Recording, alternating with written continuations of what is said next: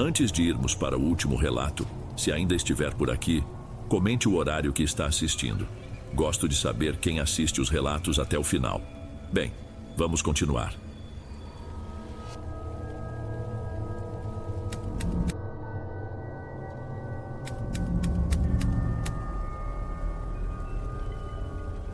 Tem dias que são como uma parede. Você olha para trás e sua vida se divide. O que veio antes daquele dia e o que veio depois. Para mim, essa parede foi erguida no dia em que a voz do meu irmão mudou. E não, eu não estou falando daquela mudança normal de menino para adolescente. Foi uma coisa bem mais esquisita, uma coisa que a minha família, mesmo mais de 20 anos depois, não consegue botar em palavras. Boa noite, Dom. Meu nome é Natanael. Isso aconteceu lá para 1998. A gente morava numa casa simples, dessas com a tinta da parede da sala sempre descascando um pouco perto do chão por causa da umidade. Eram 2 quartos para nós 4. Eu dividia um com meu irmão mais novo, o Mauro. Ele tinha 9 anos. Eu, 11. A gente era o retrato daquele tipo de bairro onde todo mundo se conhece de vista e as crianças ainda brincam na rua até a mãe chamar no portão. Nosso quintal era só de terra vermelha, daquela que gruda no pé quando chove e vira poeira no tempo seco.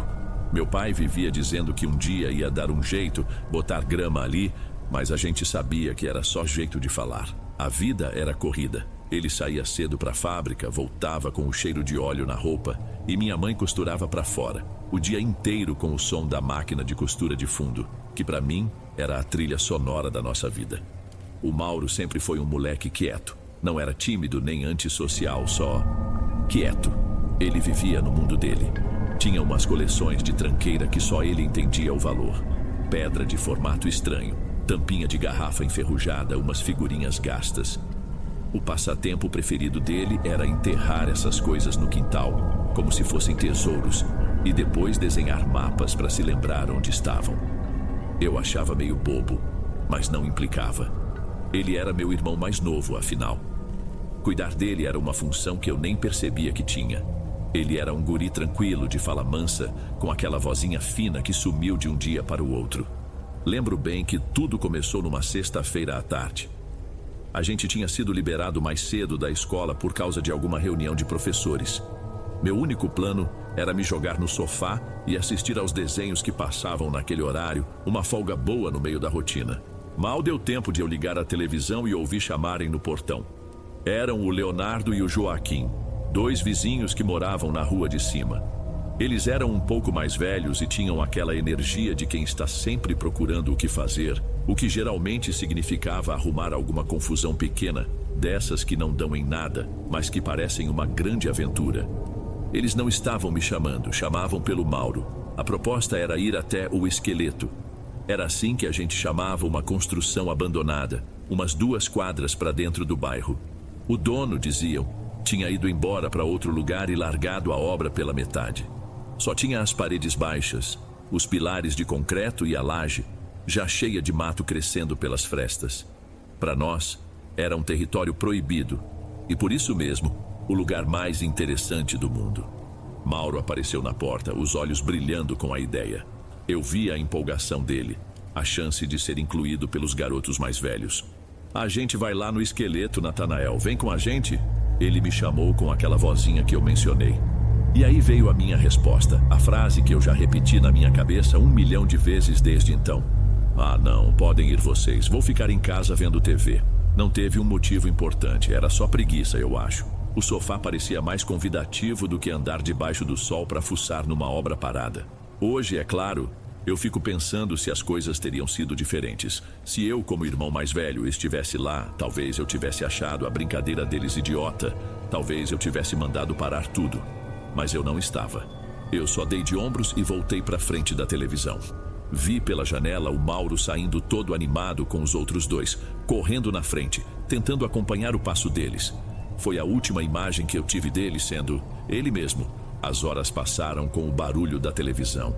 Lá fora, a luz do dia foi ficando mais fraca, mais alaranjada, e o cheiro do jantar da vizinha começou a entrar pela janela. Lembro que eu estava esperando minha mãe chamar para tomar banho quando a porta da sala se abriu e o Mauro entrou. Ele não fez barulho. Só entrou e ficou parado no meio da sala, como se estivesse esperando uma instrução. Não estava sujo, nem arranhado, nada que indicasse uma aventura perigosa no esqueleto. Mas ele estava diferente. Tinha um tipo de silêncio nele que eu nunca tinha visto. Não era o silêncio de quando ele estava concentrado num brinquedo. Era um silêncio vazio, pesado. Eu desliguei a TV. E aí, foi legal lá? Perguntei tentando soar casual. Ele virou o rosto na minha direção. O jeito que ele me olhou já me deu uma sensação ruim. Não era o olhar de uma criança. Era um olhar parado, que não dizia nada. Ele demorou 1 segundo para responder, como se estivesse traduzindo a minha pergunta na cabeça. Foi normal, a voz dele. Foi a primeira vez. Estava mais grossa, mais grave, como a de um adulto que acabou de acordar. Mas não era só o tom. Tinha um ritmo diferente, arrastado. Cada palavra parecia medida, pensada. Aquilo não era a voz do meu irmão. Alguma coisa apitou dentro da minha cabeça. Minha mãe apareceu na porta da cozinha secando a mão num pano de prato. Ela também percebeu na hora. O instinto dela foi mais rápido que o meu. "O que foi, meu filho? Você está bem?" Ela se aproximou e colocou a mão na testa dele, procurando febre. Ela franziu a testa. "Não está quente. Sua garganta dói." Mauro só balançou a cabeça, negando sem desviar o olhar dela. Minha mãe ofereceu um copo de água e ele bebeu tudo, em silêncio, devolvendo o copo para ela sem dizer um obrigado. Ele nunca esquecia de agradecer. Mais tarde, a estranheza continuou no jantar. Um silêncio que nem meu pai conseguiu quebrar com as perguntas sobre o futebol. Na hora de dormir, já no nosso quarto, cada um na sua cama, a luz apagada, eu não aguentei. O escuro parecia deixar tudo pior. "Mauro?" Chamei baixinho. "Tem certeza que está tudo bem?" Houve uma pausa longa que me fez pensar que ele já estava dormindo ou que ia me ignorar. Mas então, a resposta veio do outro lado do quarto, com aquela mesma voz que não pertencia a ele. Uma voz que parecia antiga e cansada. "Amanhã vai ser o mesmo dia, não sei explicar o que eu senti. Não foi um susto de pular. Foi uma sensação ruim, uma certeza absoluta de que a pessoa que deitou na cama ao lado não era a mesma que tinha saído de casa à tarde." Eu me virei para o outro lado, puxei o cobertor até a cabeça e apertei os olhos com toda a força, só querendo que o sono chegasse e apagasse aquilo tudo. O fim de semana que se seguiu foi um dos mais longos da minha vida. Cada hora que passava só confirmava que aquilo não era uma rouquidão passageira ou uma birra. O Mauro tinha se tornado um estranho dentro da nossa própria casa. Ele abandonou tudo o que gostava. A caixa de sapatos com as pedras dele, as tampinhas, os mapas de tesouro. Tudo ficou esquecido num canto do quarto, juntando poeira. Ele não tocava mais em nada. Passava a maior parte do dia sentado no degrau que dava para o quintal com um caderno velho que tinha sido meu e uma caneta. Ficava horas ali, imóvel, só escrevendo. Eu tentei espiar algumas vezes por cima do ombro dele. Não eram palavras, nem desenhos de criança. Eram linhas. Centenas de linhas finas e tremidas que se cruzavam, se aprofundavam no papel, parecendo rachaduras se espalhando ou raízes vistas de cima. Um monte de riscos juntos, sem sentido nenhum. Minha mãe tentava se aproximar com jeitinho. "O que você está desenhando aí, meu anjo?" Ela perguntava com a voz mais doce que conseguia. Ele erguia o rosto, aquele olhar vazio, e respondia com a voz que já começava a nos dar arrepios. "Estou anotando o que tem embaixo." Embaixo onde? A gente não sabia. A resposta não explicava nada, só criava mais perguntas e deixava a gente com mais medo ainda. Meu pai, por outro lado, perdeu a paciência rápido. Para ele, aquilo era amanhã. Ele achava que o Mauro estava fazendo teatro para chamar a atenção. No domingo, depois do almoço, ele não aguentou mais. "Chega dessa palhaçada, Mauro," ele disse com a voz firme. "Vai brincar, vai fazer outra coisa. Larga esse caderno." Como o Mauro nem se moveu, meu pai foi até ele e puxou o caderno da mão dele com força. Eu prendi a respiração, esperando o choro, o grito, qualquer coisa. Mas não veio nada. Mauro não esboçou nenhuma reação, nenhuma lágrima. Ele só levantou o rosto e encarou meu pai. Aquele olhar fixo, sem piscar. Um olhar que não era de desafio, nem de medo. Era vazio, sem nenhum sentimento que a gente pudesse reconhecer. Aquela falta de reação desarmou meu pai completamente. Eu vi o rosto dele mudar da raiva para a confusão e depois para uma sombra de medo. Ele guardou o caderno, falou em castigo, em proibir a televisão, mas as palavras dele pareciam ecoar no vazio. Era como gritar com uma parede. Naquela tarde, acho que meu pai entendeu que o problema era muito mais sério do que uma simples pirraça de criança. As noites se tornaram a pior parte. Eu ficava deitado, fingindo dormir, mas na verdade estava só escutando a respiração do Mauro do outro lado do quarto, tentando notar se ela estava diferente também. Qualquer barulho na casa me deixava alerta. Numa dessas noites, acho que já passava das 2 da manhã, eu acordei com vontade de ir ao banheiro. Levantei em silêncio para não acordar ninguém e quando passei pela porta do nosso quarto, ouvi um som. Vinha do banheiro. Era um barulho baixo, um murmúrio constante. Meu primeiro pensamento foi que ele tinha passado mal. Fui andando pelo corredor escuro, pé ante pé, sentindo o piso gelado. A porta do banheiro estava entreaberta, só uma fresta, e uma luz fraca vazava por ela. Colei o rosto na madeira e espiei pela fresta. O Mauro estava lá. Ele estava sentado no chão frio de azulejos, de pijama, de frente para o espelho do armarinho. A luz amarelada da lâmpada em cima do espelho deixava o rosto dele pálido, com olheiras fundas. E ele estava falando com o próprio reflexo. Não era alto, era um sussurro, quase um segredo. Eu já sei o caminho. Ele dizia com a voz grave daquele novo Mauro. Só preciso esperar o sinal. Ele ficou em silêncio por um instante, a cabeça levemente inclinada, como se estivesse ouvindo uma resposta que eu não podia escutar. Então, ele continuou, com a mesma calma assustadora. Sim, estou quase pronto, é só descer. Uma coisa dentro de mim se revirou. Não era medo de escuro, de monstro debaixo da cama. Eu entendi uma coisa horrível naquele momento. Ele não estava doente. Ele não estava de manha. Ele estava conversando com alguma coisa. E a coisa estava ali, do outro lado do espelho, ou talvez dentro dele. Eu recuei um passo devagar, a mão na boca para ter certeza que nenhum som sairia de mim. Meu coração parecia uma pedra pesada no peito. A única coisa que eu queria era voltar para a cama, me esconder e fingir que nada daquilo era real. Voltei para o quarto e me enfiei debaixo das cobertas, tremendo sem fazer barulho. Pouco depois, ouvi os passos dele no corredor, a porta do quarto se abrindo e o som do colchão dele afundando.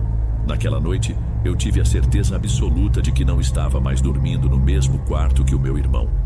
Meus pais decidiram levar o Mauro a um médico. O pediatra não encontrou nada, pediu uns exames de sangue que não deram em nada. Chegaram a levá-lo numa psicóloga do posto de saúde, que falou em crise transitória do desenvolvimento. Eram só palavras difíceis que não explicavam o filho que eles não reconheciam mais. O garoto de olhar apagado sentado no sofá. A cada consulta inútil, o desespero deles crescia. A resposta não veio de um consultório, veio batendo no nosso portão num sábado de manhã. Era o Leonardo. Quando minha mãe abriu a porta, ele nem conseguiu falar direito. Estava pálido, com olheiras roxas e uma tremedeira na mão que segurava uma sacola de plástico de mercado. Ele não parecia um menino, parecia um velho assustado. Eu preciso falar com vocês, ele gaguejou, a voz falhando. É sobre o Mauro. Meus pais o deixaram entrar. Eu fiquei no canto da sala, quieto, sentindo que finalmente ia entender o que tinha acontecido naquele dia. Leonardo começou a chorar baixinho enquanto falava. Ele contou que a ideia de ir no esqueleto era para fazer uma brincadeira que o primo mais velho dele tinha ensinado. Uma coisa para chamar uma força, segundo ele. Eles fizeram uma espécie de boneco com gravetos, linha de pipa e um tufo de cabelo de cada um dos três. Então ele tirou da sacola um pote de vidro desses de azeitona. Dentro tinha terra escura, umas folhas secas e o tal boneco. Era uma coisinha feia, retorcida. A gente cavou um buraco lá na laje. Quando o Mauro colocou o boneco dentro, tudo ficou quieto. A voz dele era um fio. Os grilos, o vento, tudo parou de fazer barulho. A gente sentiu uma pressão na cabeça, como quando a gente sobe uma serra muito rápido. Ele parou engolindo em seco, olhando para a porta como se quisesse fugir. A gente ouviu uma respiração bem atrás da gente, um som fundo, como o de um bicho grande dormindo debaixo do chão. Mas não tinha ninguém. A gente saiu correndo e não olhou para trás. No dia seguinte, a voz do Mauro já era outra. Minha mãe levou a mão à boca, os olhos cheios de lágrimas. Meu pai, que estava em pé, parecia ter virado uma estátua. A raiva no rosto dele era só para esconder o medo. "E por que você só veio contar isso agora, moleque?" Ele rosnou, a voz cheia de fúria e medo. "Porque o Joaquim ficou doente." Leonardo soluçou. "Ele não sai mais do quarto. Diz que toda noite sonha que está debaixo da terra e que alguma coisa puxa o pé dele no escuro. A família dele diz que às vezes ele acorda com terra debaixo das unhas. Eu voltei lá ontem e desenterrei isso. Eu estou com muito medo. A gente acordou alguma coisa." A reação dos meus pais foi um caos. Meu pai gritou com o Leonardo, mandou ele sumir da nossa frente. Minha mãe chorava sem parar. Expulsaram o garoto de casa e bateram a porta. E então ficamos nós três na sala em silêncio. E no meio de nós, em cima da mesa de centro, aquele pote de vidro. A prova nojenta e real de que a nossa desgraça tinha começado por causa de um jogo estúpido de criança. Depois que a porta bateu nas costas do Leonardo, o silêncio que ficou na sala era pior que qualquer grito. Meu pai andava de um lado para o outro com as mãos na cabeça. Minha mãe, sentada no sofá, olhava para o pote de vidro na mesinha com uma expressão de puro horror. Foi ela quem quebrou o silêncio. "A gente vai na Dona Yolanda." Dona Yolanda era uma senhora que uma colega de trabalho da minha mãe tinha comentado uma vez. Uma benzedeira. Meu pai, em qualquer outro dia, teria rido, dito que era bobagem, que isso era coisa do passado. Mas naquele dia ele só parou de andar e concordou com a cabeça, derrotado. Não tínhamos mais para onde correr. Fomos no mesmo dia, no fim da tarde. A casa dela era no nosso bairro mesmo, mas numa rua mais antiga, de paralelepípedo, onde as casas eram mais coladas umas nas outras. O portãozinho era baixo e o quintal da frente era um amontoado de vasos com todo tipo de planta que se possa imaginar. Dona Yolanda era uma mulher pequena, de cabelo todo branco, preso num coque e um olhar que parecia enxergar através da gente. Ela nos mandou entrar e não precisou de muita explicação. Minha mãe começou a falar, a voz tremendo, mas a velha senhora fez um gesto para que parasse. Ela só olhava para o Mauro, que estava parado ao meu lado, com a mesma expressão vazia de sempre. "Esse menino mexeu num vespeiro", ela disse com uma voz cansada. "Brincou em terra que não era para brincar." Ela nos levou para uma salinha nos fundos. Pediu que o Mauro se sentasse numa cadeira de madeira. Então, pegou uma tigela de louça branca, encheu com água e colocou alguns pedaços de carvão dentro. Enquanto segurava a tigela, ela começou a rezar baixinho. Palavras que eu não entendia, que pareciam mais um zumbido do que uma reza. Ela passou a mão por cima da cabeça do Mauro sem tocar nele, e foi aí que aconteceu. O corpo do meu irmão deu um tranco violento, como se tivesse levado um choque. Os ombros dele subiram e caíram. Ele soltou um suspiro longo, um som que parecia vir do fundo do peito, como se estivesse esvaziando algo pesado. Por um segundo, os olhos dele viraram, mostrando só o branco, e então voltaram ao normal. Ele piscou 1, 2 vezes e olhou ao redor, confuso, como se tivesse acabado de acordar num lugar estranho. Ele então olhou para a minha mãe e pela primeira vez em semanas eu vi um traço de reconhecimento naquele olhar. E depois ele apagou de tão cansado, o corpo todo mole na cadeira. Dona Yolanda olhou para a tigela. Os carvões tinham ido todos para o fundo. O que se agarrou nele não gosta de reza, é coisa da terra antiga. Despertaram com a tolice deles. Ela nos advertiu, o olhar severo. O pior já foi, mas a alma dele vai demorar para assentar de novo no corpo. E nunca mais, em hipótese alguma, voltem naquele lugar. Aquilo agora tem dono. No caminho de volta, Mauro dormiu no banco de trás, a cabeça no colo da minha mãe. Ele parecia mais leve. E pela primeira vez em muito tempo, eu senti uma fagulha de esperança de que talvez, só talvez, eu pudesse ter meu irmão de volta. A recuperação do Mauro não foi como virar uma página. Foi um processo lento, cheio de silêncios. Ele dormia muito e quando estava acordado, parecia estar reaprendendo a ser criança. Aos poucos, muito aos poucos, o sorriso voltou. Um dia, eu o vi pegando a caixa de pedras de novo. Ele não enterrou mais nada, mas ficou ali, só olhando, como se tentasse se lembrar de quem ele era antes. A voz dele foi voltando ao normal, perdendo aquele tom pesado e assustador. Mas nunca ficou igual. Sempre restou um resquício, uma nota estranha, uma falta de melodia que só a gente da família conseguia perceber. Ele nunca falou sobre o que aconteceu. Se a gente tocava no assunto, ele só dizia que não se lembrava de nada daquelas semanas. E nós aprendemos a não perguntar. Hoje, mais de 20 anos se passaram. O Mauro é um homem feito, casado, com 2 filhos. Tem uma vida boa, um emprego estável, a casa inacabada, o esqueleto. Foi demolida há muito tempo e construíram um sobradinho no lugar. Para qualquer um que olhe de fora, aquela história é só uma memória esquisita de infância. Talvez até uma fantasia que a gente criou. Mas eu não esqueço. Eu estava lá. E o que é pior, eu não estava lá quando ele precisou. Essa culpa, eu acho, me tornou uma espécie de vigia. Eu observo meu irmão mais do que qualquer pessoa. E é por isso que eu noto. Às vezes, muito raramente acontece. No último churrasco de família, ele estava todo animado, falando sobre um canteiro que ia fazer no jardim de casa. Ele falava de cavar a terra, de tirar o entulho, de preparar o solo. E no meio da frase, por 1 ou 2 segundos, o olhar dele ficou fixo, distante, e a voz dele mudou. Ela caiu para aquele tom grave, monótono e sem vida de 20 anos atrás. É só tirar o que está embaixo para poder plantar direito, ele disse com aquela outra voz. Ninguém mais pareceu notar. A esposa dele continuou sorrindo. Meu pai concordou com a cabeça. Mas eu ouvi. Eu senti o mesmo calafrio daquela noite no corredor do banheiro. Naquele momento, eu tive a certeza de que Dona Yolanda estava certa. O pior tinha ido embora, sim. Mas uma parte daquilo, uma sombra daquela coisa da terra, ficou com ele. E de vez em quando, ela ainda responde quando o assunto é o seu velho lar.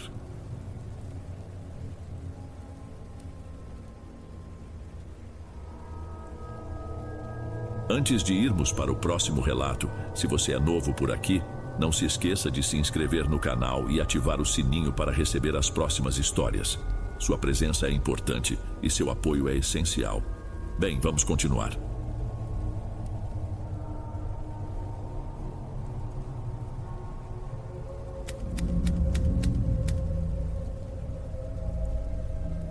Acho que a confiança não é como um cristal que quebra fácil. Para mim, ela se parece mais com um osso.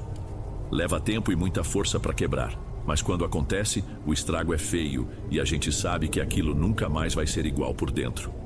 O meu osso quebrou há pouco mais de 1 ano, numa noite que deveria ser de comemoração. Meu nome é Edson. Naquela época, eu estava casado com a Kelly havia uns 5 anos. A gente tinha uma filha, a Roberta, e uma vida que eu considerava boa. Estável, sabe? Eu rodava como motorista de aplicativo e ela trabalhava num escritório de vendas no centro. A rotina era a mesma de sempre. Eu saía cedo, ela um pouco mais tarde, e a gente ia tocando o barco. Não tinha luxo, mas as contas estavam em dia. Eu não tinha do que reclamar. Chegou o dia dos namorados, eu quis fazer algo diferente. A gente andava meio distante, cada um no seu canto, e eu achei que era uma boa oportunidade de tentar acertar as coisas. Mandei entregar flores no serviço dela, coisa que eu não fazia há anos, e reservei uma mesa numa pizzaria que ela gostava, um lugar mais arrumadinho, a uns 20 minutos de casa. Deixamos a Roberta com a minha sogra e fomos. O clima no carro estava bom. Ela agradeceu as flores, parecia contente de verdade. Chegamos, sentamos, estava tudo correndo bem, até que, no meio da conversa, o olhar dela mudou. Ficou fixo, apontado para uma mesa do outro lado do salão. A mão dela, que estava descansando sobre a minha, encolheu e começou a amassar o guardanapo de papel. A mudança foi tão rápida que eu demorei 1 segundo para processar. "Tá tudo bem, amor?" perguntei, tentando não parecer que estava fiscalizando. "Você ficou quieta de repente." Ela piscou como se saísse de um transe. "Não é nada." Ela forçou um sorriso que não chegou aos olhos. "Só impressão minha, achei que conhecia alguém ali." Eu não insisti, mas a semente da estranheza já estava plantada. Pouco depois ela disse que ia ao banheiro e demorou mais do que o normal. Enquanto ela estava fora, olhei discretamente para a mesa que tinha chamado sua atenção. Era um casal. O homem era forte, usava uma barba curta e parecia conversar de um jeito bem intenso com a mulher à sua frente. Quando Kelly voltou, seu rosto estava pálido. O resto do jantar foi esquisito. As respostas dela eram curtas, e o silêncio no carro, na volta para casa, era pesado. Eu não sabia o que pensar, mas tinha certeza de que alguma coisa muito errada tinha acontecido ali. Nos dias que se seguiram, a distância entre nós virou um abismo.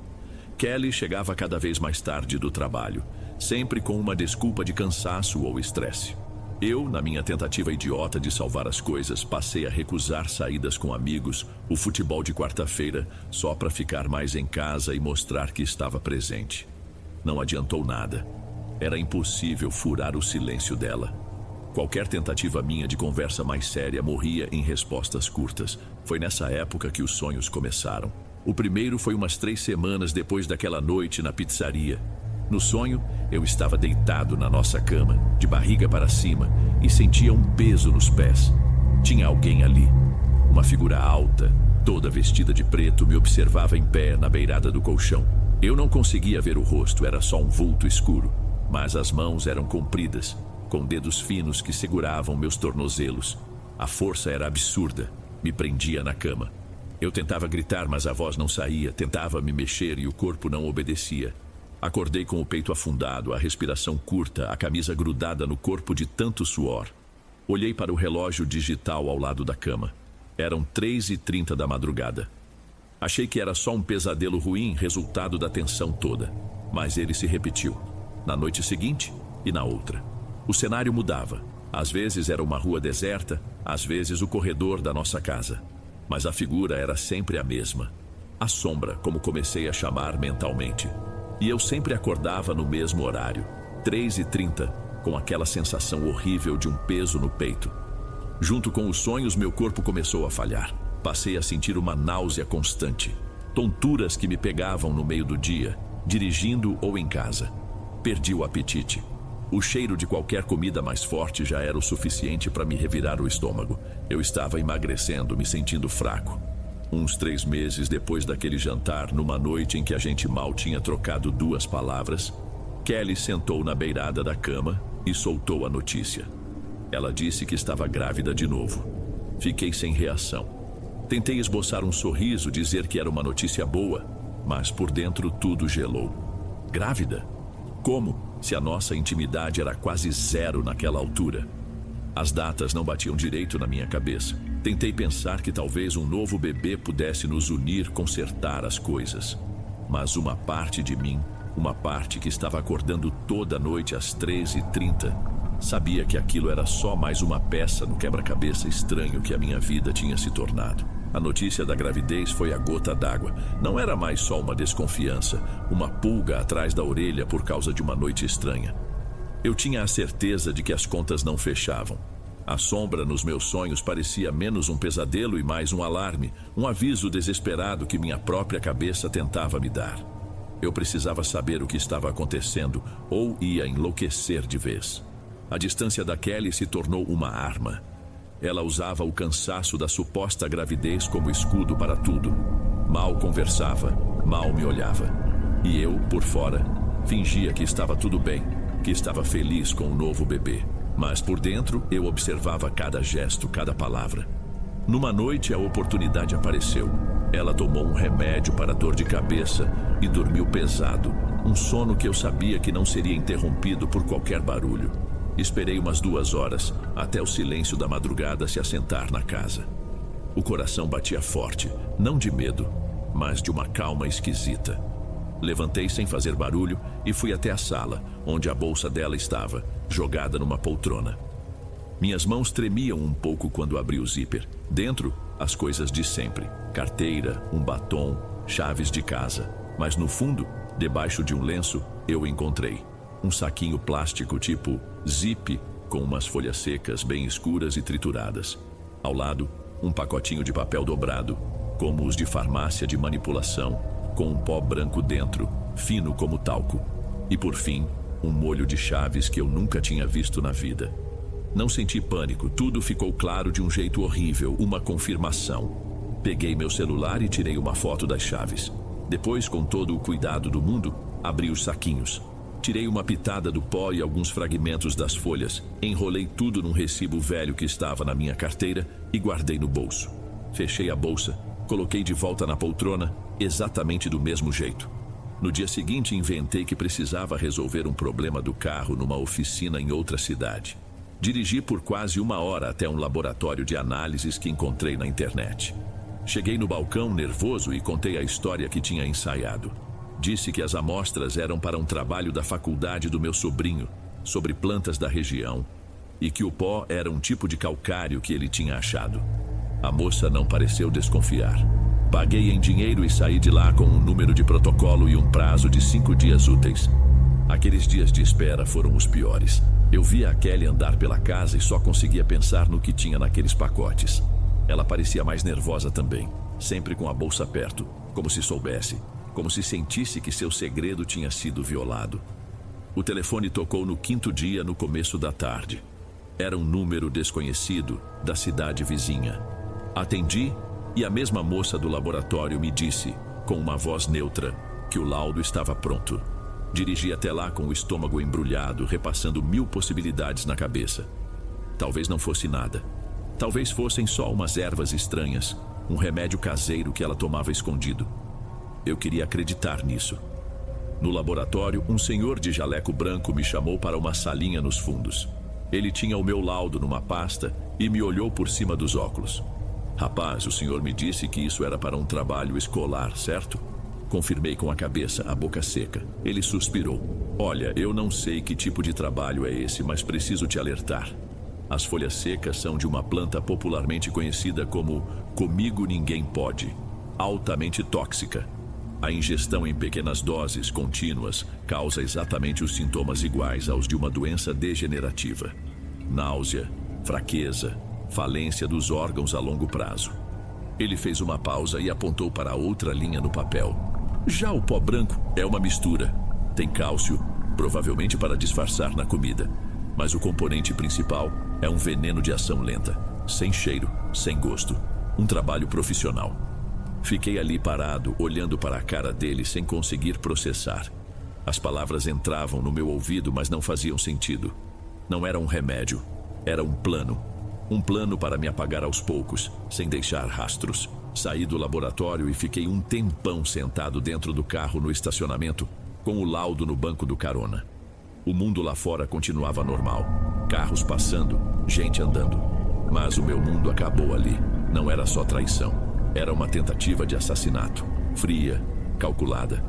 Eu não podia ir para a polícia. Com que provas? Um laudo de um material que eu peguei escondido? Iam rir da minha cara. E eu não podia voltar para casa. Não conseguia nem pensar em olhar para a Kelly. Lembrei do Marcelo, um amigo mais velho do meu primeiro emprego. Um cara sério, pé no chão. Dirigi direto para a casa dele. Um sobradinho num bairro tranquilo. Contei tudo. A noite na pizzaria, a frieza dela, os sonhos com a sombra, o que encontrei na bolsa e, por fim, mostrei o papel do laboratório. Ele ouviu tudo em silêncio, o rosto se fechando a cada palavra. Quando terminei, ele pegou o laudo, leu e releu. Edson, isso aqui é mais pesado do que parece. Não é só caso de polícia. Isso aí tem outra coisa no meio. Ele me olhou sério. Tem gente que não joga limpo. Ele foi até um caderninho de telefones e anotou um número num pedaço de papel. Olha, eu não sei se você acredita nessas coisas, mas não custa tentar. Tem um senhor, o seu Eurico. Ele mora num bairro mais afastado, quase na saída para a zona rural. Minha avó dizia que ele era o único que dava jeito quando o problema não era de médico. Ele é um raizeiro, entende de erva, de reza, de coisa feita. Peguei o papel, meu primeiro impulso foi rir. Reza? Coisa feita? Mas quando olhei para o laudo do meu lado, o desespero falou mais alto. Do que mais eu podia duvidar? Ali mesmo, na cozinha do Marcelo, eu liguei. Uma voz calma, de um homem mais velho, atendeu. Gaguejei um pouco, disse que um amigo tinha indicado que eu estava com um problema sério de saúde que nenhum médico resolvia. Ele só ouviu e depois de um instante de silêncio disse: pode vir amanhã, bem cedo. No dia seguinte, antes de o sol nascer, eu já estava na estrada. O endereço que o Marcelo me deu ficava num bairro que eu mal conhecia. Um daqueles lugares onde o asfalto acaba e começam as ruas de terra. A casa de seu Eurico era simples, pequena, com um muro baixo e um portão de ferro. A única coisa que chamava a atenção era o cheiro forte de mato, de folha queimada, que vinha do quintal. Ele mesmo me atendeu. Era um homem mais velho, magro, de pele marcada pelo sol e olhos muito atentos. Ele me mandou entrar e sentar numa cadeira na cozinha. O lugar era arrumado, cheio de potes de vidro com ervas e raízes nas prateleiras. Sem me apressar, ele me ofereceu um copo de água e disse para eu contar tudo, desde o começo. E eu contei. Falei do jantar, da mudança da Kelly, dos sonhos com a sombra, da minha saúde piorando, da bolsa, do laudo do laboratório. Falar sobre os sonhos em voz alta me fez sentir um idiota. Mas seu Eurico ouviu tudo sem demonstrar surpresa, só balançando a cabeça de vez em quando. Quando terminei, ele ficou um tempo em silêncio. Meu filho, o que fizeram com você foi maldade de gente viva. Estão usando duas frentes: o veneno na comida, para enfraquecer seu corpo, e o trabalho espiritual, para derrubar sua alma. Uma coisa abre a porta para outra. Ele se inclinou um pouco para frente. E essa sombra que você vê, não se assuste com ela. Não é quem está te atacando. É um protetor seu, um espírito protetor tentando te acordar antes que seja tarde demais. Aquilo me atingiu de um jeito estranho. A figura que me aterrorizava era, na verdade, uma ajuda. Ele se levantou, pegou um maço de ervas secas, acendeu a ponta e começou a passar a fumaça ao meu redor, murmurando umas rezas que eu não entendia. Depois me entregou um saquinho de pano costurado com linha vermelha, um patuá. Use isso pendurado no pescoço, não tire para nada, nem no banho. Vai ser sua primeira barreira. Voltei para casa me sentindo um pouco menos perdido, mas o medo era maior. Agora eu tinha que viver sob o mesmo teto da mulher que estava tentando me matar e fingir que nada estava acontecendo. Numa noite, poucos dias depois, fingi que tinha pegado no sono no sofá. Fiquei ali, imóvel, até ouvir a voz dela, baixinha, falando no celular na cozinha. Levantei devagar e me encostei na parede do corredor. Eu não aguento mais esperar, Giovanni. Tá demorando muito. Ele não melhora, mas também não piora de vez. Eu só quero sair daqui logo, ir para aí com você. Giovanni, o nome deu um rosto ao homem da pizzaria. Senti um calafrio. A confirmação final veio uma semana depois, pelo correio. A dúvida da gravidez tinha me envenenado a ponto de me fazer questionar tudo, e eu tinha mandado fazer um teste de paternidade da Roberta, usando um fio de cabelo que peguei da escova dela. Abri o envelope com as mãos trêmulas. O resultado era claro: exclusão de paternidade. A Roberta, a menina que eu criei por 5 anos, não era minha filha. Naquele momento, eu entendi que não era só minha vida que era uma mentira. Era tudo. Com aqueles papéis na mão, a casa não era mais um lar. Parecia o lugar onde um crime estava acontecendo. Cada canto guardava uma mentira. Ficar ali não era uma opção. Era esperar a morte chegar. Eu precisava sair, mas não podia simplesmente arrumar as malas e ir embora. Tinha que ser de um jeito que não levantasse suspeitas. Continuei fingindo por mais 2 dias, que foram os mais longos da minha vida. Agia normalmente e falava o mínimo possível com a Kelly, usando o trabalho como desculpa. Então, numa manhã, eu disse que tinha aparecido uma corrida longa para outra cidade e que provavelmente eu teria que dormir por lá. Era a desculpa perfeita. Esperei ela sair para o escritório. Assim que ouvi o barulho do carro dela sumindo na rua, agi rápido. Peguei uma mochila, a maior que eu tinha. Joguei umas peças de roupa, todos os meus documentos, os laudos do laboratório, o teste de paternidade e algumas ferramentas de trabalho. Antes de sair, dei uma última olhada na sala. Os porta-retratos na estante, com fotos nossas, da Roberta. Parecia a vida de outra pessoa. Dirigi sem rumo por um tempo até me decidir. Fui para a casa da minha tia Marlene, irmã do meu pai. Ela morava sozinha num sobrado antigo, num bairro residencial do outro lado da cidade. Cheguei lá sem avisar. Quando ela abriu a porta, viu meu estado e não fez muitas perguntas. Tia, briguei feio com a Kelly, foi o que eu disse. Preciso de um lugar para ficar uns dias até a poeira baixar. Ela me olhou com aquele jeito prático dela e só abriu mais a porta. A casa é sua, meu filho. O quarto de hóspede está arrumado. Fique o tempo que precisar. Naquela noite, pela primeira vez em meses, eu dormi. Dormi pesado, a noite inteira, sem interrupção. Não sonhei com a sombra. Não acordei com o peito apertado às 3h30 da madrugada. Acordei com o sol entrando pela janela, me sentindo leve. Pensei que talvez a distância física tivesse resolvido, que a maldade dela só funcionava dentro da nossa casa. A paz durou 3 dias. Na 4ª noite acordei com um barulho.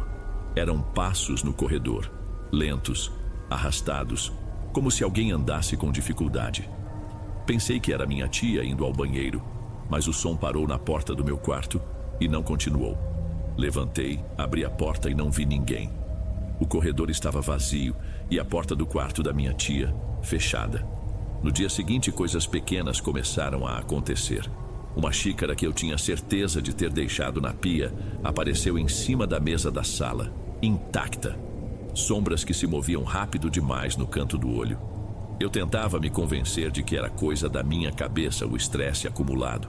A certeza de que eu estava errado veio numa tarde. Eu estava no quintal dos fundos, sozinho, e senti uma pancada seca no ombro, como se alguém tivesse jogado uma pedrinha. Olhei para cima, para os lados, não tinha ninguém. O muro era alto e não havia árvores por perto. Foi aí que a ficha caiu. O problema não era a casa, a coisa não estava lá. Estava comigo. Aquilo, o que quer que fosse que a Kelly estava fazendo, tinha meu nome. E podia me encontrar em qualquer lugar. Voltei à casa de seu Eurico no mesmo dia. Agora não mais com dúvida, mas com pânico. Contei dos passos, dos objetos movidos, da pancada no ombro. Ele me ouviu. E pela primeira vez vi preocupação em seus olhos. O laço que ela fez com você ainda está ativo, meu filho. A distância enfraquece, mas não corta. Para quebrar um nó desses, amarrado com maldade, eu vou precisar de ajuda. Ele me levou até a casa de uma senhora, Dona Cláudia, que morava a poucas ruas dali. A casa dela era ainda mais simples, mas ela, sentada numa cadeira de balanço na sala, tinha uma presença firme, um olhar que parecia enxergar através da gente. Seu Eurico contou meu caso e eu complementei com os últimos acontecimentos. Ela não disse nada, só me observou por um longo tempo. Não é só a mulher que está trabalhando contra você. A voz dela era baixa, mas forte. Tem um homem junto. A força que te persegue, a que não te deixa em paz, vem dele. Aquilo confirmou tudo. Giovanni não era só o amante, era o cúmplice. Dona Cláudia me deu novas instruções. Reforçar o sal nos cantos da casa da minha tia, colocar um espelho pequeno atrás da porta de entrada. Fiz tudo à risca. Por alguns dias, as coisas se acalmaram. Até que uma vizinha da minha tia, uma senhora que gostava de conversar no portão, comentou comigo. Edson, sua esposa, esteve por aqui, não foi? Ontem eu vi um carro parado lá na esquina. Ela chegou a falar com a vizinha do lado, perguntou se era aqui que sua tia morava. Parece que ela andou ligando para outros parentes até te achar. Ficou um tempo olhando para cá. Meu coração parou por um segundo. Ela tinha me achado. O cerco estava se fechando. Naquela noite, o sonho com a sombra foi o mais nítido de todos. A figura apareceu ao meu lado, mais perto do que nunca, e apenas apontou em direção à porta do quintal. Acordei num susto. Pela manhã, pedi para minha tia verificar o jardim. Ela voltou de lá pálida, carregando um objeto com a ponta de uma pá. Um punhado de penas pretas, de urubu talvez, amarradas com uma linha vermelha bem apertada. Não pensei duas vezes. Coloquei aquilo numa sacola e levei para Dona Cláudia. Quando ela viu o que eu trazia, seu rosto se fechou. Acabou a espera. Eles estão forçando a porteira, tentando quebrar sua proteção. O corte tem que ser feito e tem que ser logo. O ritual foi marcado para a noite seguinte no quintal da casa dela. As instruções foram claras. Pelas próximas 24 horas, eu não deveria comer carne vermelha, nem beber álcool, nem entrar em qualquer tipo de discussão. Deveria ficar o mais recolhido possível. E precisaria levar 3 coisas. Uma peça de roupa que a Kelly tivesse usado, uma cópia dos laudos do laboratório e um pouco da terra do lugar onde as penas foram encontradas. Na tarde do dia do ritual, meu celular tocou. Era o meu advogado. Ele me informou que o filho da Kelly tinha nascido. O parto foi adiantado, nasceu prematuro, e que o teste de paternidade solicitado por ele tinha sido realizado no hospital. O resultado tinha acabado de sair. Ele fez uma pausa antes de dizer: Edson, sinto muito, o resultado deu negativo. O filho também não é seu. Desliguei o telefone. Eu já esperava, mas ouvir a confirmação foi como a última pá de cal. Não havia mais dor, nem surpresa. Só uma certeza do que eu tinha que fazer. Aquela noite não era só sobre me defender, era sobre acabar com aquilo de uma vez por todas. Cheguei na casa da Dona Cláudia ao anoitecer. O quintal nos fundos era cercado por muros altos, garantindo total privacidade. No chão de cimento queimado, um grande círculo havia sido desenhado com o que parecia ser fubá ou cal. No centro, uma bacia de barro soltava fumaça de brasas vivas. O cheiro de copal misturado com outras ervas amargas era forte, quase dava para mastigar. Eles me pediram para sentar num banquinho de madeira baixo, bem no meio do círculo. A partir daquele momento, Eu não deveria falar, nem me mover, a não ser que eles mandassem. Deixei a sacola com os objetos que me pediram num canto. O silêncio era pesado. Dona Cláudia e seu Eurico começaram a trabalhar juntos, movendo-se em sincronia, quase sem trocar palavras. Primeiro, a limpeza. Eles me benzeram com ramos de arruda e guiné, passando as folhas pelo meu corpo sem me tocar, enquanto murmuravam rezas que eu não entendia. Senti um calor estranho na nuca e um frio nos pés, como se meu corpo estivesse em duas temperaturas diferentes. Depois puseram os objetos que eu trouxe, a camisa da Kelly, as cópias dos laudos e a terra com as penas, sobre uma bandeja de metal. Começaram a trabalhar sobre eles, derramando um líquido escuro dos frascos, soprando a fumaça das brasas por cima. O ar ficou mais pesado e eu senti uma tontura forte. Foi quando a reação começou. Uma pancada violenta soou no telhado de zinco que cobria parte do quintal, como se tivessem jogado uma pedra enorme. Meu corpo deu um pulo, mas me mantive sentado. Seu Eurico, sem nem olhar, pegou um punhado de sal grosso do bolso e atirou naquela direção. O barulho cessou na mesma hora. Minutos depois, um dos cantos do círculo de cal se desfez, como se algo invisível tivesse pisado ali. Dona Cláudia, com calma, foi até o local e derramou um pó cinza refazendo a barreira. A parte mais intensa foi o corte. Dona Cláudia pegou uma tesoura antiga, grande e enferrujada. Ela se aproximou e, sem me tocar, começou a cortar o ar ao meu redor. Primeiro nos tornozelos, depois nos pulsos, no peito e, por fim, sobre a minha cabeça. A cada golpe da tesoura no vazio, eu sentia um tranco por dentro, uma fisgada aguda e dolorosa. No último corte sobre a minha cabeça, senti uma vertigem violenta e a sensação clara de algo sendo arrancado de mim. Meu corpo amoleceu e uma exaustão imensa me dominou, seguida por uma leveza que eu não sentia há meses. Eles pegaram a bandeja com os objetos, levaram para fora do portão e eu ouvi o som de terra sendo jogada numa cova. Quando voltaram, o ritual estava terminado. Me ajudaram a levantar e me deram um copo com água. Acabou, disse Dona Cláudia. O laço foi cortado. O que foi enviado agora retorna para a origem. Voltei para a casa da minha tia me sentindo oco, esgotado, mas em paz. Naquela noite dormi como uma pedra. Nos dias seguintes minha saúde voltou ao normal. As náuseas sumiram, o apetite voltou. A vida parecia estar retomando suas cores. 2 semanas depois o Marcelo me ligou. Edson, você soube da sua ex? A voz dele estava estranha. Ela e o tal Giovanni sofreram um acidente de carro na estrada. Foi bizarro, cara. Disseram que foi numa reta, o carro simplesmente perdeu o controle e capotou várias vezes, como se uma força tivesse virado ele. Ele continuou dizendo que o acidente tinha acontecido na mesma noite do ritual. Giovanni morreu na hora. Kelly sobreviveu, mas com ferimentos graves. Desliguei o telefone e uma coisa horrível me passou pela cabeça. O mal que eles me enviaram voltou pela mesma estrada em que talvez planejavam sua fuga. O divórcio foi finalizado sem problemas. Eu e a Roberta mantemos contato com a pensão e visitas regulares. O amor que sinto por ela não mudou, mas a verdade sobre sua origem é uma cicatriz que não some. Hoje, eu refiz minha vida. Estou com outra pessoa, uma mulher boa, mas não falamos em casamento. Acho que uma parte de mim nunca mais vai baixar a guarda completamente. Aprendi da pior forma que o mal existe e nem sempre ele tem a cara de um monstro. Às vezes, ele dorme ao seu lado. A sombra nunca mais apareceu nos meus sonhos. O silêncio das 3h30 da madrugada não me assusta mais. Hoje ele é só silêncio. E isso, depois de tudo, é mais do que suficiente.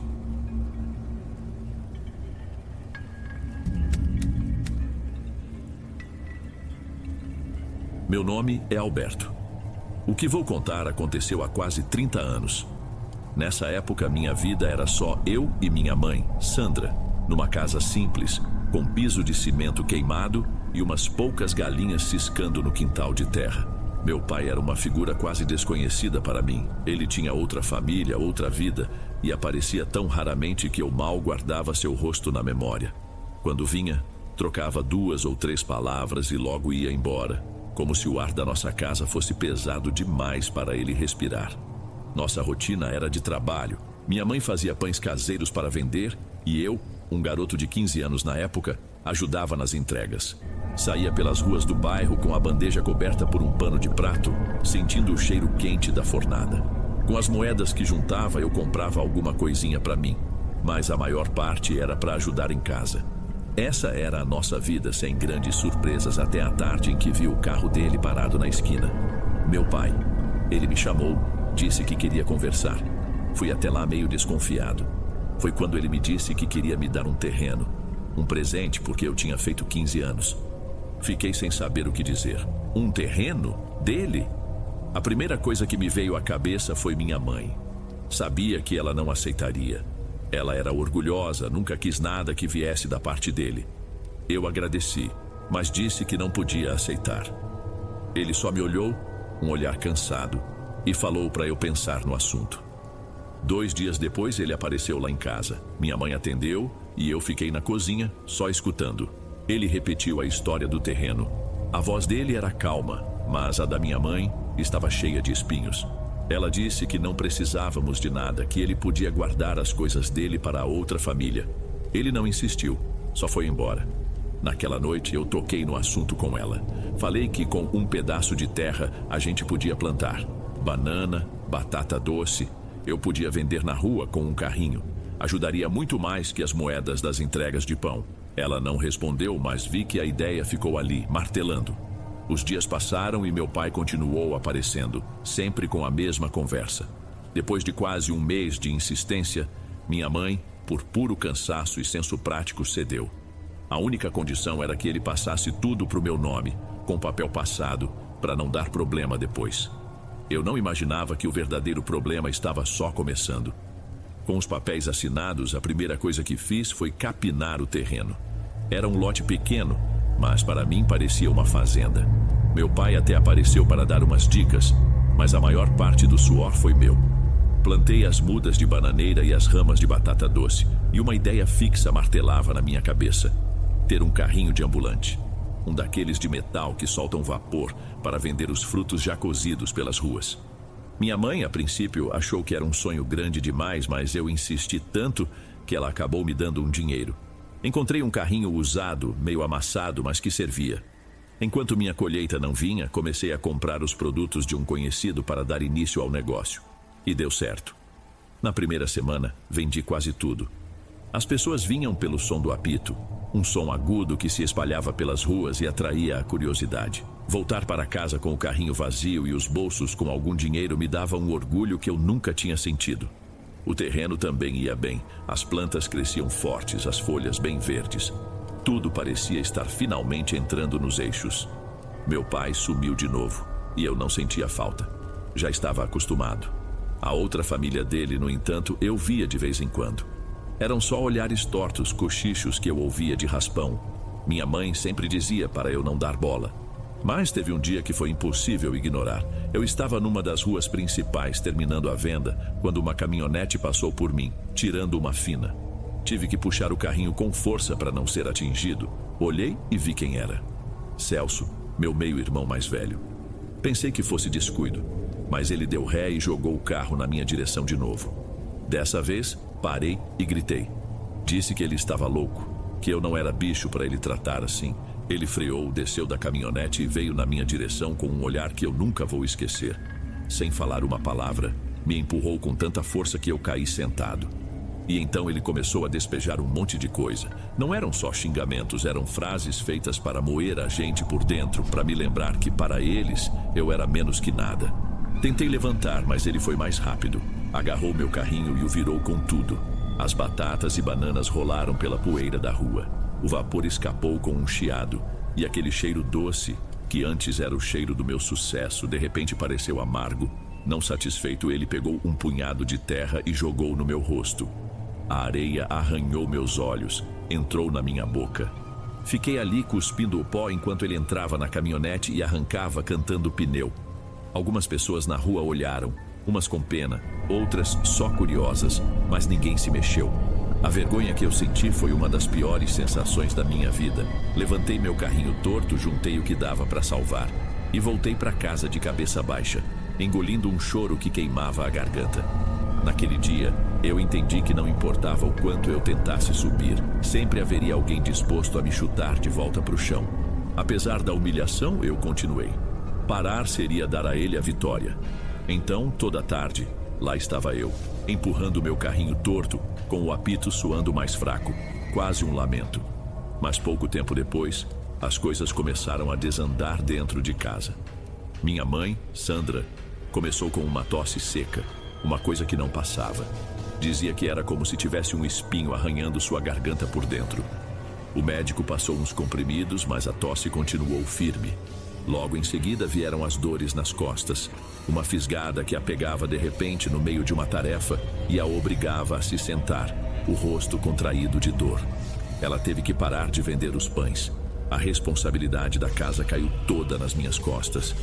Eu me desdobrava, mas por dentro, uma preocupação começava a crescer cada vez que eu a via mais cansada, mais pálida. E então, o terreno. O que era meu maior orgulho virou minha maior preocupação. Numa manhã, cheguei lá e as folhas das bananeiras estavam murchas, caídas. As ramas da batata doce, amareladas. Pensei que era falta d'água, reguei tudo com o dobro de cuidado. No dia seguinte, estava pior. Em menos de uma semana, a plantação inteira morreu. Foi como se um veneno tivesse sido derramado na terra, sugando a vida de tudo. Não tinha praga, não tinha sinal de nada. As plantas simplesmente secaram. Ver aquilo doeu fundo. Era o trabalho de meses, a nossa esperança, virando um monte de folha seca. Tentei adubar, regar. Conversei com uns senhores mais experientes da vizinhança. Todos balançavam a cabeça e diziam a mesma coisa. Não tinha mais o que fazer. A colheita estava perdida. O alívio era que eu ainda tinha o dinheiro guardado das vendas. Mas essa tranquilidade durou pouco. As pessoas começaram a reclamar dos produtos que eu comprava para revender. Diziam que a batata e a banana por fora pareciam perfeitas, mas por dentro tinham um gosto amargo de coisa estragada. No começo, achei que era um lote ruim. Troquei de fornecedor, mas o problema continuava. Eu inspecionava tudo, lavava, cozinhava com o maior cuidado, mas o gosto ruim persistia. As devoluções e as reclamações viraram rotina.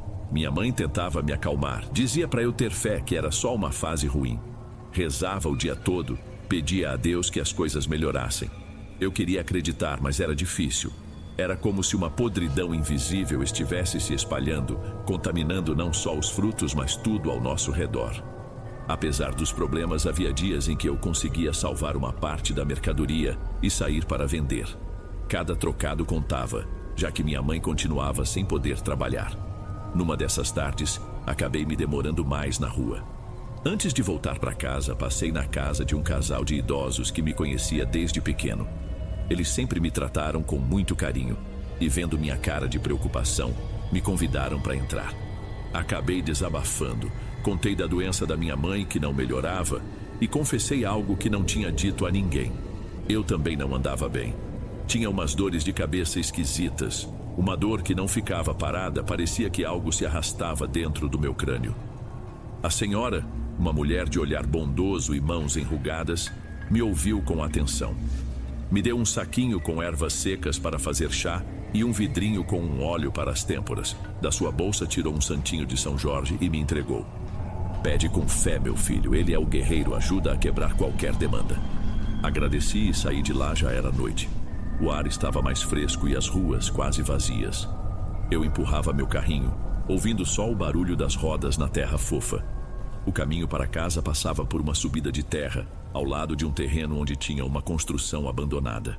Só as paredes pela metade e os vergalhões enferrujados apontando para o céu, cercados por um mato alto e seco. De repente senti minhas pernas pesadas.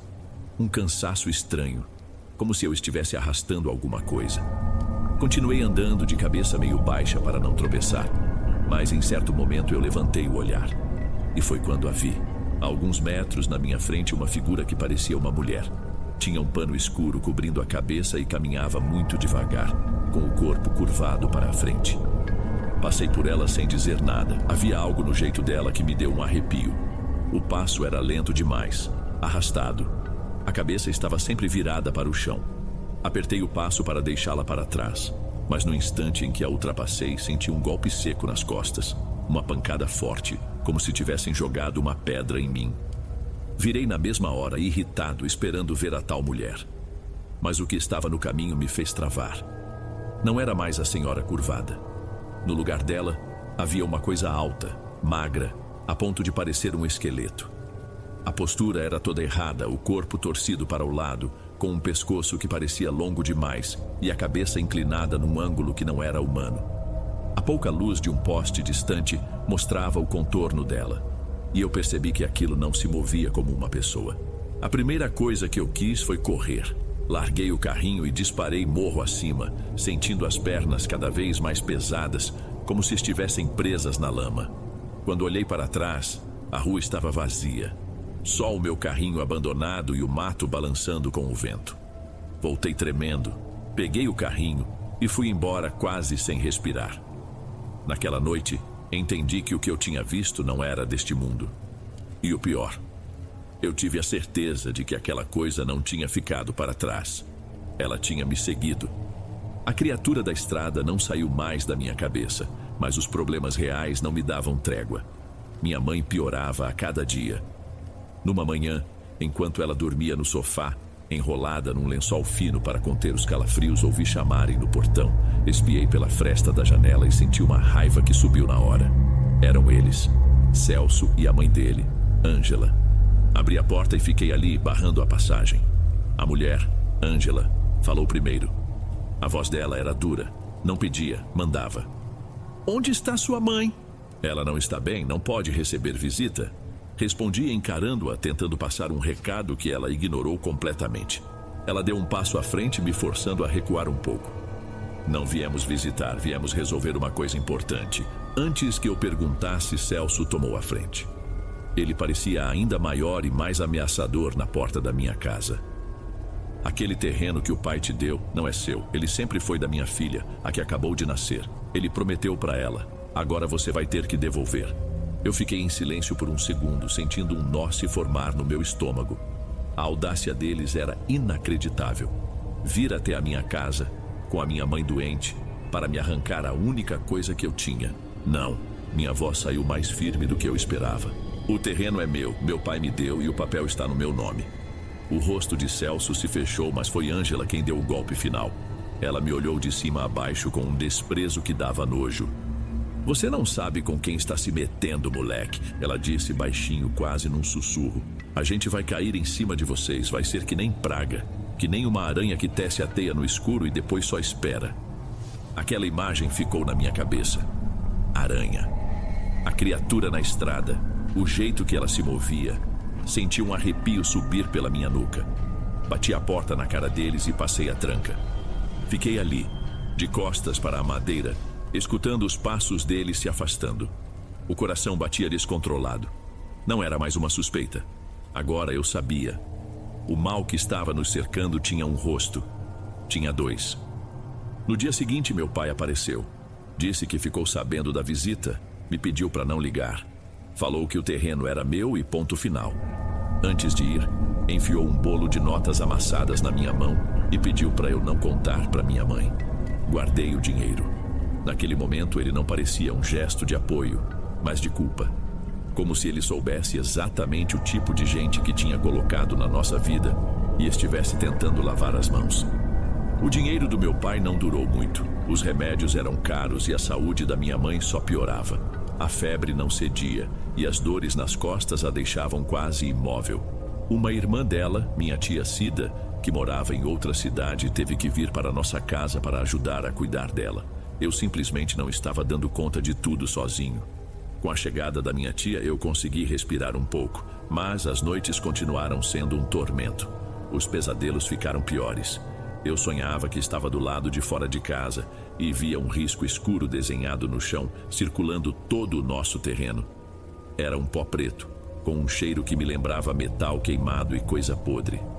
No sonho, eu tentava chegar perto, mas sentia que aquilo queimava, que era uma barreira de maldade. Eu acordava suado, o coração batendo muito forte, e a imagem do sonho era tão forte que eu ficava com a sensação de que o círculo estava realmente lá fora, nos esperando. Numa manhã, enquanto minha tia coava um café e minha mãe dormia um sono agitado no sofá, eu não aguentei mais. Contei tudo para ela. Contei da ameaça da Ângela, da criatura na estrada, dos pesadelos com o pó preto. Sugeri que talvez fosse melhor devolver o terreno, acabar com aquilo de uma vez. Minha tia Cida me olhou com uma seriedade que eu poucas vezes tinha visto. De jeito nenhum, Alberto. O que é seu por direito é seu. O que a gente precisa fazer é se apegar com Deus. Rezar com mais força. Essa gente não pode vencer com maldade. Suas palavras me deram um pouco de força, mas o medo continuava lá. E ele tinha razão de existir. Naquela mesma tarde, a praga se mostrou de novo mais perto do que nunca. O dia já estava acabando e eu fui para o quintal terminar de lavar umas roupas no tanque. A única luz vinha de uma lâmpada amarela pendurada na parede dos fundos da casa, que mal clareava o terreno até o galinheiro. Eu estava esfregando uma camisa quando percebi um movimento perto da cerca. Pensei que fosse um dos cachorros da vizinhança, mas o vulto era grande demais. Tinha o tamanho de um bezerro, mas não fazia barulho algum. Fiquei quieto, as mãos paradas dentro da água fria, tentando enxergar melhor na penumbra. E foi aí que eu vi como aquilo se movia. Não andava, rastejava, de um jeito lento, calculado, parando e avançando, exatamente como uma aranha caçando. Senti um arrepio da cabeça aos pés. Aos poucos meus olhos se acostumaram, e eu vi que a silhueta parecia se contrair e expandir, como se respirasse. Em um certo momento, o vulto parou e pareceu girar na minha direção. Não vi olhos, não vi rosto, mas eu soube que estava me encarando. Senti aquele peso no peito, a certeza absoluta de ser observado. Dei um passo para trás e a sombra deslizou para o lado, sumindo na escuridão atrás do galinheiro. Não pensei duas vezes. Larguei a roupa no tanque, entrei em casa e tranquei a porta com força. Encostado nela, com a respiração suspensa, a ameaça de Ângela ecoava na minha mente. A aranha estava tecendo sua teia ao nosso redor, e nós estávamos presos nela. A calmaria depois daquela noite no quintal foi a pior parte. Era um silêncio tenso, como o ar parado antes de uma tempestade. E a tempestade veio. Numa manhã, eu estava na cozinha e ouvi um som estranho vindo da sala. Um engasgo, um suspiro forçado. Corri e encontrei minha mãe tentando se sentar no sofá, mas o corpo dela não obedecia. Uma das mãos apertava o peito, os olhos arregalados de pânico. A boca se abria, buscando um ar que não entrava. Minha tia Cida saiu do quarto e gritou meu nome. Foi o grito dela que me fez reagir. Nós tentamos segurá-la, mas o corpo dela estava rígido, lutando contra algo que a gente não via. O som que saía da sua garganta era um ronco baixo, um gemido de quem está se afogando em seco. Eu senti que estava perdendo ela ali. Um vizinho, seu Ernesto, ouviu os gritos e correu para ajudar. Ele não pensou duas vezes. Disse que tínhamos que levá-la para o posto de saúde. Nós a carregamos para a caminhonete dele. Fui atrás, segurando a mão fria da minha mãe, vendo o peito dela subir e descer de forma descontrolada. Cada solavanco do carro na rua de terra parecia um passo mais perto do fim. No posto, o médico a levou para dentro e nós ficamos do lado de fora esperando. Foram os minutos mais longos da minha vida. Eu não conseguia ficar parado. Andava de um lado para o outro no corredor, as mãos suando, a cabeça a mil. Foi ali, naquele corredor com cheiro de álcool e desespero, que eu rezei. Mas não foi uma prece bonita, foi com raiva. Olhei para o teto e pedi com todo o ódio que eu sentia, que aquilo que estava matando a minha mãe voltasse para quem mandou, que eles sentissem na pele, em dobro, todo o nosso sofrimento. O médico conseguiu estabilizá-la, mas disse que o caso era grave. Ela ficou internada e minha tia e eu nos revezávamos, sem coragem de deixá-la sozinha. 2 dias se passaram nessa agonia. Numa tarde, enquanto eu voltava do posto para casa, encontrei um grupo de vizinhas conversando no portão. Uma delas, uma senhora que sempre comprava pão da minha mãe, me parou. "Menino, você já soube?" Ela disse com a voz baixa. "A filhinha do Celso, aquele filho do seu pai." Eu a olhei sem entender. "Encontraram a coitadinha sem vida no berço de manhã. Ninguém sabe o que foi." Fiquei sem reação. A menina, a bebê para quem eles queriam o terreno. Fiquei ali, parado no meio da rua, enquanto as palavras da mulher ecoavam. Mas o que realmente me aterrorizou foi a lembrança da minha própria voz naquele corredor pedindo que o mal voltasse em dobro. Senti um calafrio de horror. Não era alívio que eu sentia, era pavor. A assustadora suspeita de que minha prece tinha sido atendida. A partir daquele dia, tudo mudou. Foi como se uma chave tivesse sido girada em algum lugar. Minha mãe começou a melhorar. Primeiro, a febre cedeu. Depois, a tosse foi diminuindo até desaparecer. Em uma semana, ela já estava sentada na cama. E em 2 caminhava pela casa, ainda fraca, mas com a vida de volta nos olhos. Era uma melhora quase assustadora na sua velocidade, como se a força vital que faltou em um lugar tivesse sido transferida para ela. Foi uma recuperação que nem o médico soube explicar direito. E comigo a mesma coisa. As dores de cabeça que me maltratavam sumiram. As noites voltaram a ser silenciosas. A criatura nunca mais apareceu nos meus sonhos, e a sensação de estar sendo vigiado sumiu. A podridão que contaminava os frutos que eu vendia também desapareceu. O gosto amargo se foi. Lentamente, a vida foi voltando a um eixo de normalidade. Mas era uma normalidade estranha, frágil. No bairro, o único assunto era a morte da menina. Ninguém falava em voz alta, mas a forma como as pessoas se olhavam, os cochichos nos cantos, tudo indicava que achavam a situação esquisita demais. Eu nunca mais consegui olhar para aquele terreno da mesma forma. Um dia passei por lá e vi algo que me arrepiou. As bananeiras que tinham secado estavam verdes de novo. As ramas de batata doce se espalhavam pela terra, viçosas. O lote que tinha virado um cemitério de plantas agora pulsava com uma vida que não fui eu quem deu. Eu nunca mais toquei naquela terra. Nunca colhi um único fruto. Anos depois, vendi por um preço qualquer, só para me livrar da lembrança. Muito tempo depois, numa conversa, minha tia Cida me contou que procurou uma mulher, uma rezadeira conhecida na região dela. Sem que minha tia dissesse nada, a mulher lhe falou que tinham feito um trabalho pesado para nós, uma bruxaria para tirar o pouco que tínhamos. Mas ela também disse que às vezes a maldade não obedece e quando volta para o dono, volta sem escolher quem vai pagar a conta. Minha mãe nunca mais quis tocar nesse assunto. Para ela, o que aconteceu com a menina foi uma tragédia e não devia ser misturado com nossas crenças e medos. E eu tento pensar assim, mas até hoje, quase 30 anos depois, eu não consigo esquecer. Não consigo deixar de pensar que na minha hora de maior desespero, eu pedi por aquilo e fui atendido. A vida da minha mãe foi salva, mas a que preço? Essa é uma pergunta que eu sei que nunca terá resposta, mas que ficou para sempre, como uma cicatriz que não se vê, mas que nunca para de doer.